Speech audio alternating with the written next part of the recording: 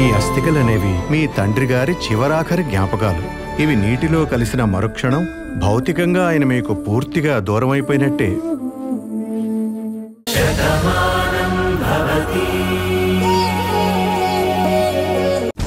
నీ వాళ్లతో నువ్వు మాట్లాడమ్మా. అసలు ఎవరు మీరంతా?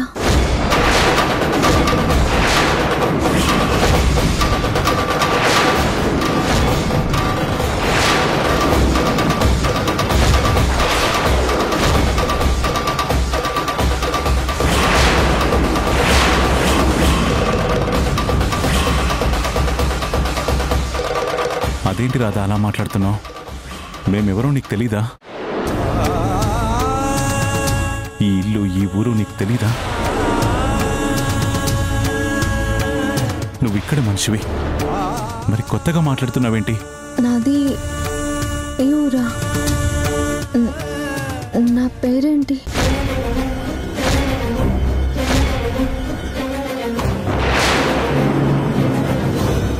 ఈ ఇల్లు ఏంటమ్మా, ఈ ఇల్లు నీకు తెలీదా? మేమెవరో నీకు తెలీదా? కిట్టయ్య నీకు గుర్తులేడా? నేనెవరు? నా పేరేంటి? నేను ఇక్కడికి ఎలా వచ్చాను? మీరందరూ నేను తెలుసు అంటున్నారు, కానీ మీరెవరో నాకు తెలియట్లేదు.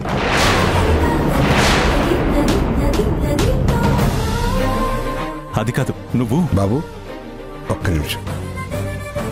ఏంటమ్మా, నువ్వెవరో కూడా నీకు తెలియదా? వీళ్ళలో ఎవరిని నువ్వు గుర్తుపట్టలేదా? లేదు, నాకేది గుర్తు రావడం లేదు. నాకంతా అయోమయంగా ఉంది.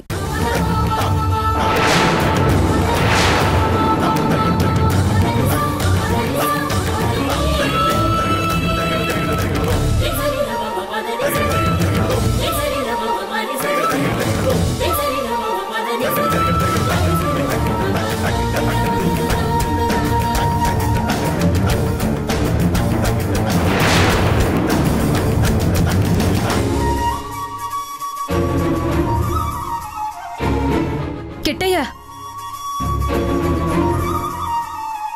సత్య, నువ్విక్కడే ఉండు.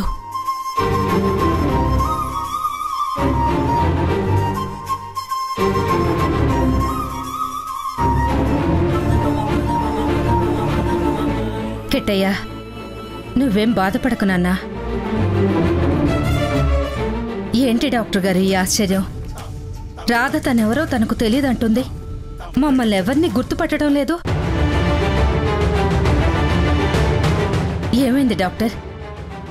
తనకు ప్రాపర్గానే ట్రీట్మెంట్ చేశారు కదా, అంతా బాగుంటుందని మీరు చెప్పారు కదా, మరిప్పుడు రాధేంటి ఇలా మాట్లాడుతుంది? నా రాధ కళ్ళు తెరవగానే నన్ను చూస్తుంది, నాతో ప్రేమగా మాట్లాడుతుందని ఎన్నో ఊహించుకున్నాను డాక్టర్. కానీ రాధ ఇలా అడిగేసరికి ఏం చెప్పాలో ఏం చేయాలో కూడా అర్థం కావడం లేదు. ప్లీజ్ డాక్టర్, తన పరిస్థితి ఏంటో ఇప్పటికైనా చెప్పండి. అనవసరంగా కంగారు పడకండి. తనకి తల మీద బలమైన దెబ్బ తగిలింది. తగిలిన మరుక్షణమే తను అన్కాన్షియస్లోకి వెళ్ళింది. ఇప్పుడే కదా స్పృహ వచ్చింది. తన బ్రెయిన్ తనకు అంత సమాచారం తిరిగి తెలియచెప్పాలి.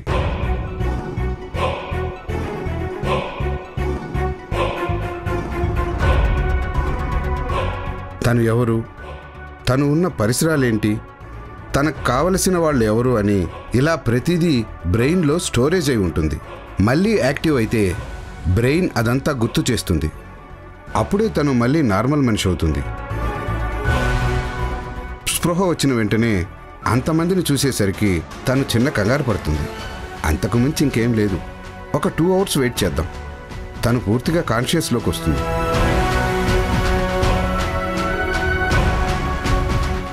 ఇప్పుడు అందరినీ చూస్తున్నా కొంత మగతలో ఉందేమో అనిపిస్తుంది. అందుకే తను అలా మాట్లాడుతుంది. 2 గంటలు గడిస్తే తను పూర్తిగా స్పృహలోకి వచ్చేస్తుంది. అప్పుడు అంతా నార్మల్ అవుతుంది. ప్లీజ్ అంతవరకు వెయిట్ చేద్దాం. ఆ తర్వాత కూడా తను అలాగే బిహేవ్ చేస్తే అప్పుడు ఆలోచిద్దాం. భార్గవి, సార్? తన తాలూకు మొత్తం రిపోర్ట్స్ అన్ని తీసుకురా, నేను చెక్ చేయాలి. అలాగే డాక్టర్.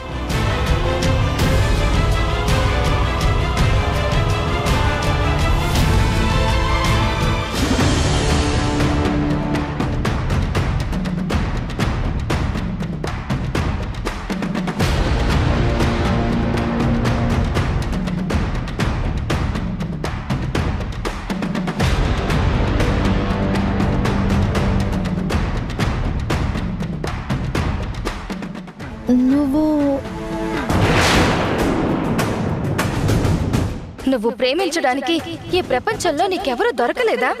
మా మావయ్య దొరికాడా? మా మావయ్య చేత్తో నేను బొట్టు పెట్టించుకుని 3 ముళ్ళు వేయించుకుని జీవితాన్ని పంచుకోవాలని ఎదురు చూస్తున్న నాకు నువ్వొక శనిగ్రహంలో దొరికావు.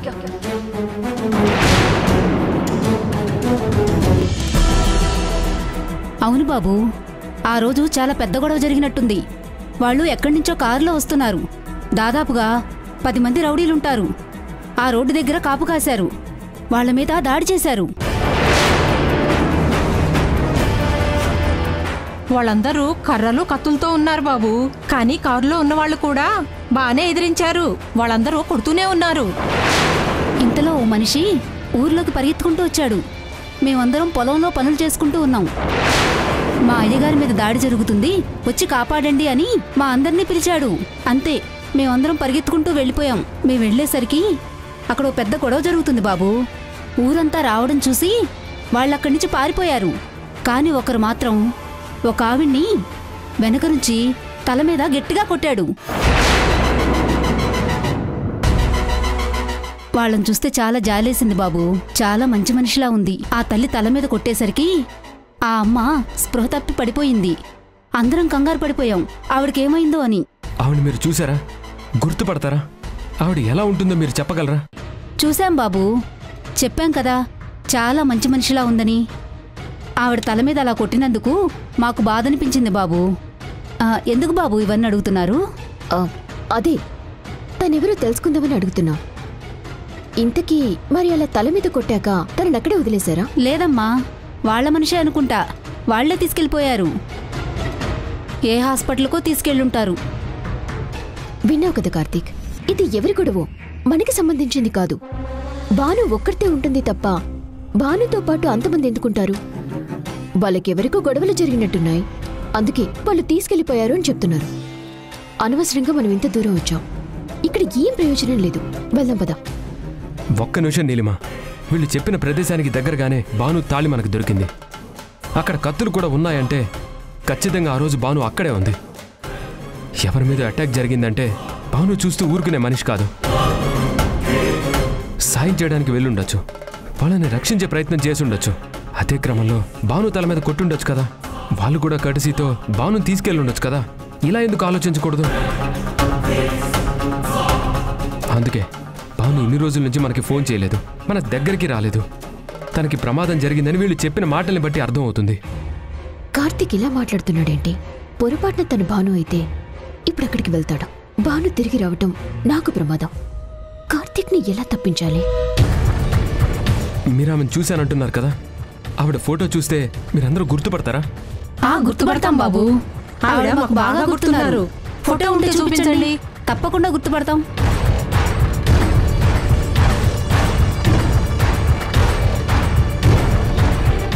రాధా, రాధా, రాధా, రాధా, రాధా. గుర్తొచ్చింది బాబు. ఆవిడ పేరు రాధా అనుకుంటా.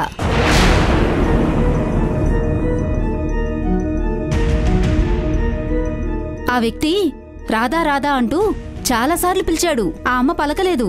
నీకేం కాదు రాధా అనుకుంటూ తన చేతుల మీద ఎత్తుకుని కారులో తీసుకుని వెళ్ళిపోయాడు.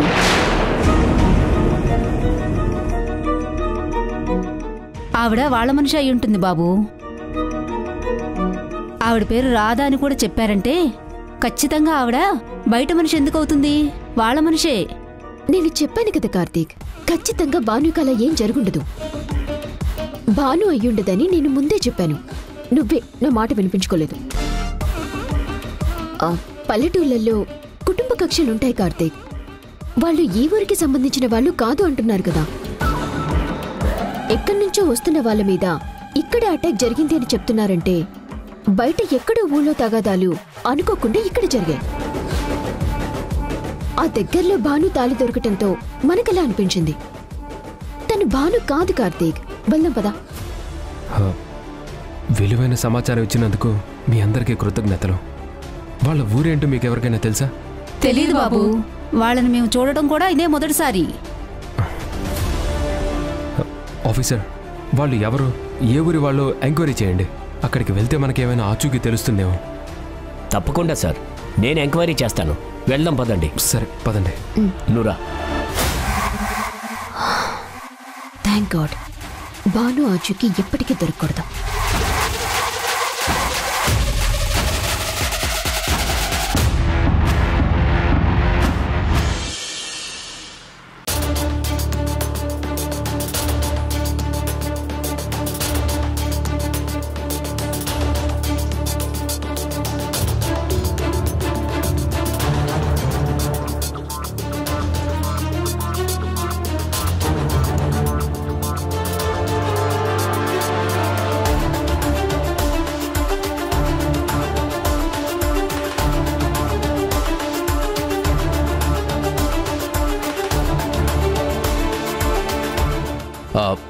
డాక్టర్, చాంద్రి హెల్త్ కండిషన్ అంతా ఓకే కదా? లేదు పాదు, నేను మీకు ముందే చెప్పాను కదా, ప్రెగ్నెన్సీగా ఉన్న లేడీని ఎవ్రీ మంత్ ప్రాపర్గా చెక్ చేయించాలి అని. మేమిచ్చిన మెడిసిన్స్, చెప్పిన ప్రికాషన్స్ ఖచ్చితంగా ఫాలో అవ్వాలి. అన్నిటికన్నా ముఖ్యంగా తను చాలా ప్లెజెంట్గా ఉండాలి. మరి ఇప్పుడు రిపోర్ట్స్ చూస్తుంటే అంతా తేడాగా ఉందేంటి? కడుపులో పెరుగుతున్న బేబీ కూడా గ్రోత్ అంతగా కనిపించడం లేదు. తను చాలా ప్రాబ్లంగా ఉంది. ఇలాగే కంటిన్యూ అయితే అబార్షన్ అయ్యే ఛాన్సెస్ చాలా ఎక్కువగా ఉన్నాయి. సో మీరు చాలా కేర్ఫుల్గా ఉండాలి. సారీ డాక్టర్, ఏవో కొన్ని పరిస్థితుల వల్ల ఈ మధ్య నా మనసేం బాలేదు. ఆ ప్రెజర్లోనే నేను మెడిసిన్స్ అవి వాడలేదు. చూడమ్మా, నువ్విప్పుడు తల్లి కాబోతున్నావు. నీ కడుపులో ఇంకో ప్రాణాన్ని మోస్తున్నావు. తను ఈ భూమి మీదకి వచ్చేసరికి అనుక్షణం నువ్వు ఎంత సంతోషంగా ఉంటే కడుపులో ఉన్న బేబీ కూడా అంత హెల్దీగా ఉంటుంది. దాంతోపాటు మెడిసిన్స్, ఫుడ్ అన్నీ ప్రాపర్గా తీసుకోవాలి. మీ పర్సనల్ ప్రాబ్లమ్స్ ఏవైనా ఉండొచ్చు, నేను కాదనను. కానీ అది ప్రెగ్నెన్సీ మీద ఎఫెక్ట్ అవ్వకుండా చూసుకోవాల్సిన బాధ్యత మాత్రం మీ మీదే ఉంటుంది. అది నేను మీకు ఇదివరకే చెప్పాను, ఇప్పుడు చెప్తున్నాను. ఈ విషయంలో మీరు కేర్ తీసుకోకపోతే మాత్రం తర్వాత చాలా కాంప్లికేట్ అవుతుంది. లేదు డాక్టర్, చాంద్రి తల్లి కాబోతున్నందుకు మేమంతా చాలా ఆనందిస్తున్నాం. ఇక మీదట తనని అనుక్షణం కంటికి రెప్పలా చూసుకునే బాధ్యత మాది. జరిగిందేదో జరిగిపోయింది. ఇక మీదట అలాంటి ప్రాబ్లం రాకుండా నేను చూసుకుంటాను. ఇప్పుడు ఏం చేయమంటారో చెప్పండి. కొన్ని మెడిసిన్స్ రాసిస్తాను, అవి టైం టు టైం వాడండి.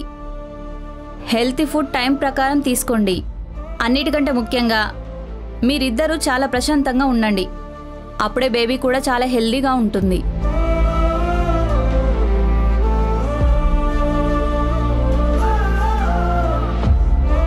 ఈ మెడిసిన్స్ వాడాక 1 మంత్ తర్వాత రండి. మళ్ళీ చెక్ చేసి కండిషన్ ఏంటో అప్పుడు మళ్ళీ చెప్తాను. అలాగే డాక్టర్. చాంద్రి పద.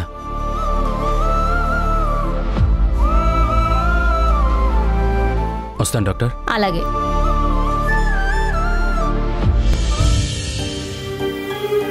ఇదిగో ఈ టాబ్లెట్ వేసుకోండి. వద్దు, నాకే వద్దు. మురారి, నువ్వు వద్దు, నేను వెళ్ళి చూసొస్తాను.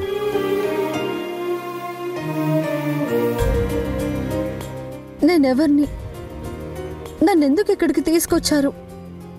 అసలు నాకేమైంది? ముందు అది చెప్పండి. ఆ తర్వాతే నేనే మందులైనా వేసుకుంటాను. అన్ని విషయాలు తర్వాత మాట్లాడుకుందాం. ముందే టాబ్లెట్స్ వేసుకోండి, తర్వాత ఏం చేయాలో ఆలోచిద్దాం. ఆలోచించడానికి ఏమీ లేదు. నేనెక్కడున్నానో చెప్పమంటే అదెందుకు చెప్పడం లేదు? వీళ్ళంతా నాకేమవుతారో చెప్పమంటే అదెందుకు మాట్లాడడం లేదు? అసలు నేనెవరో చెప్పమంటే మీరెందుకు సమాధానం చెప్పడం లేదు?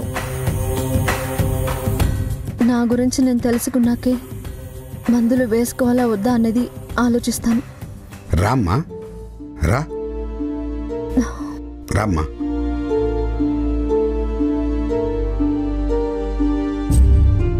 మెల్లగా మెల్లగా మెల్లగా అమ్మా.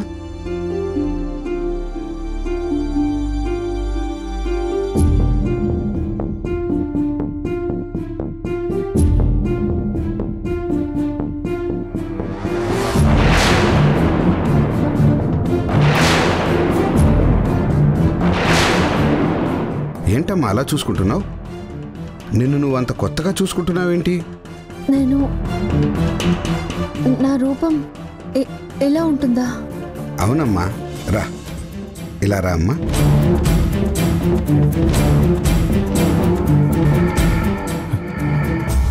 రాధా,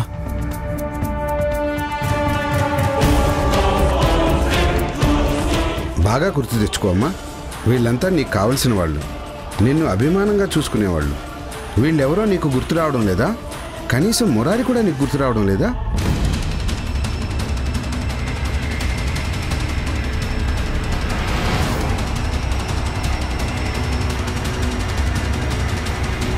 లేదు, నాకేది గుర్తు రావడం లేదు. అసలు వీళ్ళందరూ ఎవరో కూడా నాకు తెలియడం లేదు.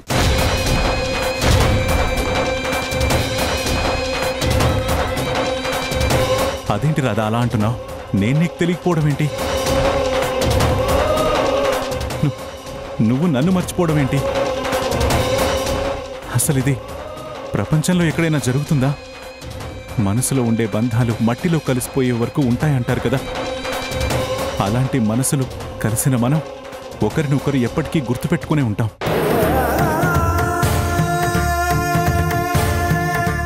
అలాంటిది నువ్వు నన్ను మర్చిపోవడం నాకు చాలా ఆశ్చర్యంగా ఉంది. మీరెవరో, మీరేం మాట్లాడుతున్నారో కూడా నాకు అర్థం కావడం లేదు. దయచేసి అలా మాట్లాడకండి. చూడమ్మా, నువ్వు ఇంటికి సంవత్సరం క్రితం వచ్చావు. నిన్ను మా కిట్టై తీసుకొచ్చాడు. తనకు నువ్వు కాలేజీలో పరిచయం అయ్యావు. ఇక్కడ ఇదే ఇంట్లో నువ్వు 6 నెలల పాటు మాతోనే ఉన్నావమ్మా. ఈ ఇంటి మనిషిలా కలిసిపోయావు. ఊరందర్నీ కూడా నువ్వు అభిమానంగా చూశావు. ఈ ఊరి కోసం మా కుటుంబం ఎంతో చేయాలి అనుకుంది. అందులో నీ సహాయం కూడా ఉంటుందని నువ్వెన్నోసార్లు మాకు చెప్పావు. అది కూడా నీకు గుర్తులేదా? లేదని చెప్తున్నాను కదా, నాకేం గుర్తు రావట్లేదు. అమ్మ రాధా, కొంచెం ప్రశాంతంగా ఆలోచించమ్మా. అన్నీ నీకు గుర్తొస్తాయి. ఒక్కసారి గుర్తు చేసుకోవడానికి ప్రయత్నించమ్మా. 6 నెలల క్రితం నువ్వు ఇంట్లో నుంచి వెళ్ళిపోయావు. ఎవరికీ చెప్పలేదు. ఎక్కడికి వెళ్ళిపోయావో తెలీదు. నీకోసం ఎంతో వెతికాం, కానీ నీ జాడ కనిపించలేదమ్మా. మళ్ళీ నీ అంతటకు నువ్వే మురారికి ఎదురయ్యావు. కానీ ఆ క్షణమే ఆ రౌడీల దాడిలో నీకు గాయమైంది. నువ్వు స్పృహ తప్పిపోయావు. మళ్ళీ స్పృహలోకి వచ్చేసరికి ఇదిగో ఇప్పుడు ఇలా మాట్లాడుతున్నావు. గుర్తు తెచ్చుకోమ్మా. నాకేం గుర్తు రావడం లేదు. అసలు వీళ్ళల్లో ఎవరిని చూశానో కూడా నాకు గుర్తు రావడం లేదు. అసలు నేనెవరో నాకు తెలియనప్పుడు వీళ్ళంతా ఎవరని నాకెలా తెలుస్తుంది?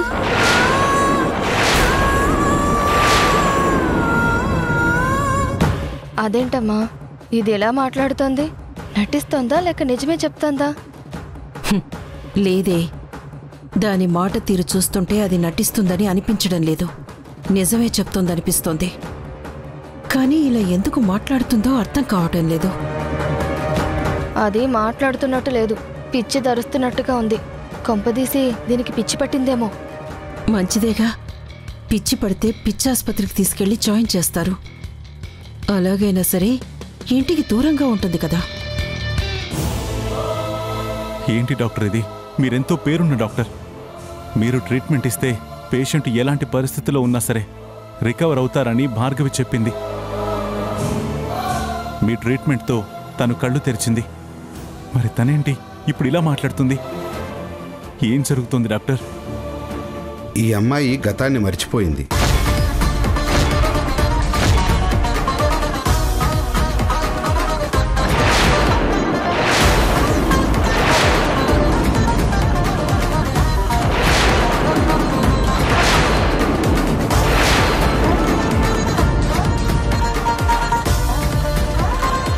తల మీద బలమైన గాయం తగలడంతో తన గతాన్ని తను పూర్తిగా మర్చిపోయింది.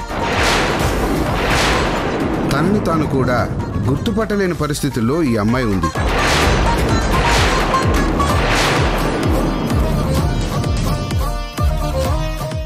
మీరే అలా మాట్లాడితే ఎలా డాక్టర్? మెడికల్ ఇప్పుడు ఎంతో అప్డేట్ అయిపోయింది. ఎలాంటి కేసెస్ అయినా చిటికలో సాల్వ్ అవుతున్నాయి. ఎంత పెద్ద జబ్బుకైనా ట్రీట్మెంట్ అందుబాటులో ఉంది. అలాంటిది తన తల మీద తగిలిన గాయానికి ట్రీట్మెంట్ చేయలేరా? తనకి మళ్ళీ గతం గుర్తొచ్చేలా చేయలేరా? ప్లీజ్ డాక్టర్, ఎంత ఖర్చైనా పర్వాలేదు, అదంతా మేము భరిస్తాం.